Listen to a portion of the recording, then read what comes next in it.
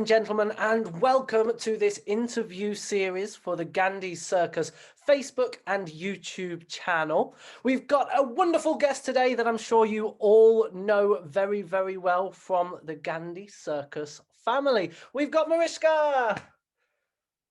Hi. A little reaction now from Mariska. Now, throughout these interviews, we're going to get to know the people that you see regularly, people you see the most in the Gandey Circus Big Tops and around the circus as well. So we may not have artists every week. We might have some of the general workers, some of the staff, some of the directors might even join us, but it's your personal look into the lives of the artists and people who work on Gandey Circus.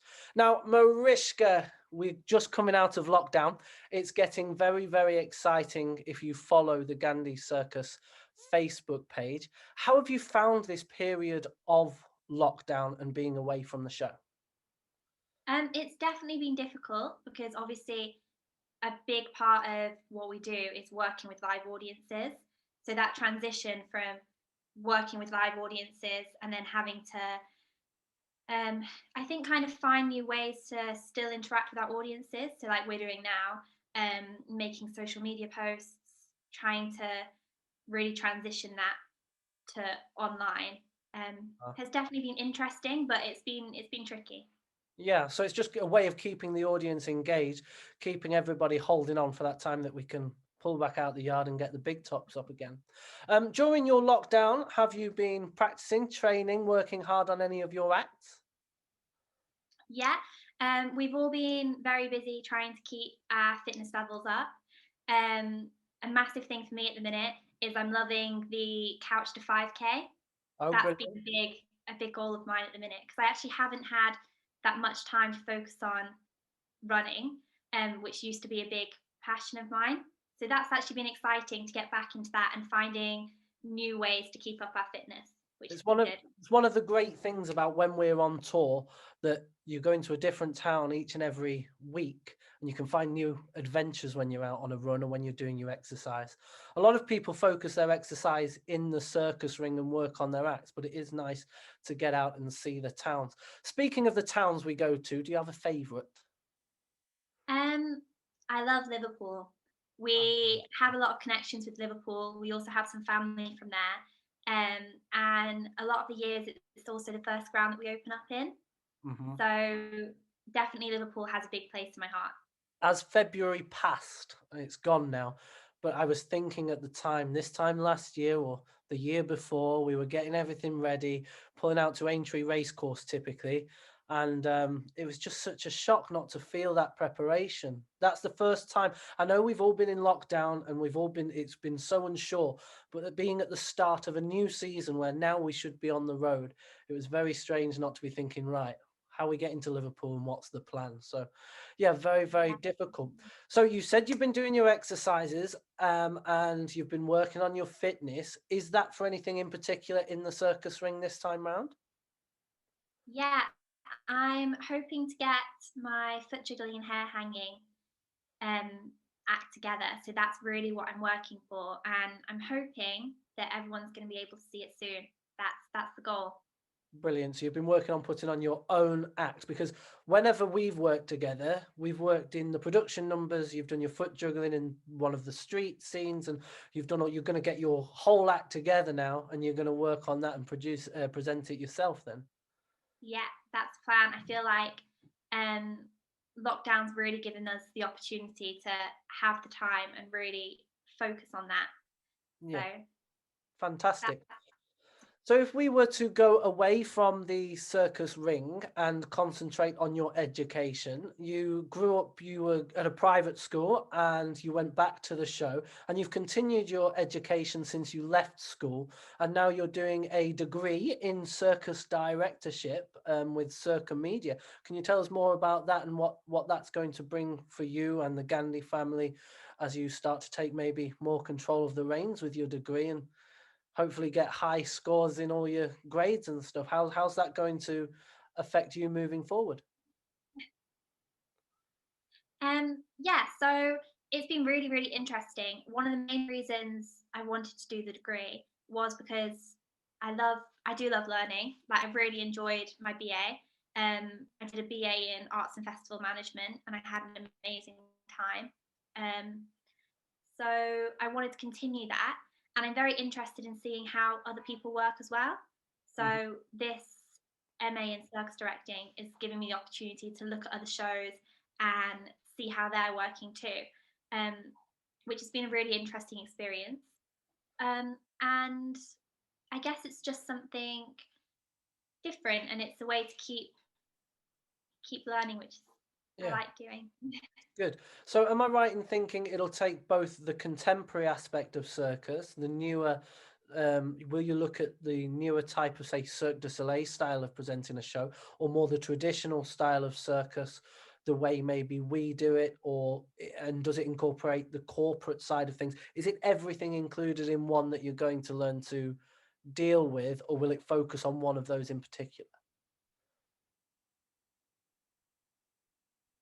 So it's actually at Circa Media, and they're a contemporary circus organisation. So the course does focus on contemporary circus. So that's like Cirque du Soleil, and those type of organisations, um, which again is great for me because that's another area that I can look into.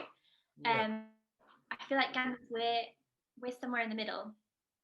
Yeah. Um, so obviously from my background and in my work, I'm very much using my experiences in my university work, but So the actual course is contemporary circus. yeah, so you're going to be bringing something home, which is going to be new and fresh, but also with your knowledge of circus directorship and what you've been doing throughout your life, you've lived it, you've been surrounded by it. You could be taking something completely new and unique to them as well that they maybe haven't had on their course before, which is absolutely fantastic. Let me see. Have you been abroad with Gandys? Yeah, so I was actually in Hong Kong, not this Christmas, but the Christmas before. Pre-pandemic. Yes, pre-pandemic. Well, actually during pandemic. So As we it actually was had to all cut coming it. out, yeah. Yeah, we had to cut it short a couple of weeks, and fly home early. So that was definitely an experience. I don't think at that time anyone kind of knew that we'd still be in the situation now. Uh-huh. In fact, Um, I've just remembered, as you've said, I flew out to help pull down, and the day that I flew into Hong Kong, you were flying out to get back over here, actually. So you've yeah. just, what's the difference between working at home and abroad in another country like Hong Kong?